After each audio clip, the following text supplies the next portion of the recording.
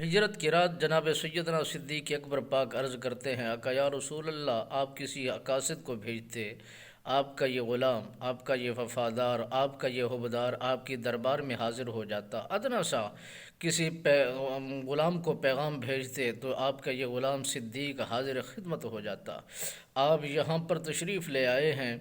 تو یہ آپ کو زحمت ہوئی ہے، تکلیف ہوئی ہے، تو میرے رسول اللہ صلی اللہ علیہ وسلم سرکار نے فرمایا میرے خدا کا یہی فیصلہ تھا، میرے خدا کی یہی رضا تھی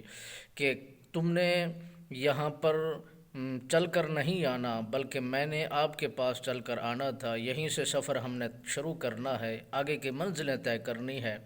جناب سیدنا صدیق اکبر پاک فرماتے ہیں، جب سے میں نے یہ سن رکھا تھا کہ رسول اللہ صلی اللہ علیہ وسلم سرکار نے ہجرت فرمانی ہے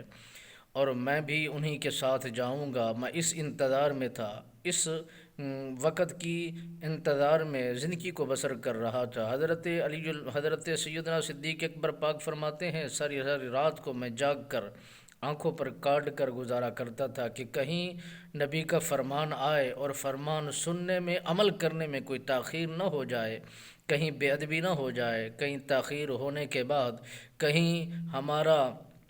رسول اللہ صلی اللہ علیہ وسلم سرکار کا جو ربط ہے اس میں کوئی کمی نہ ہو جائے، تو اس لیے سری سری رات کو جاگا کرتے تھے، سری سری رات کو بیداری کی حالت میں زندگی کو بسر کیا کرتے تھے، نبی کے حکم کی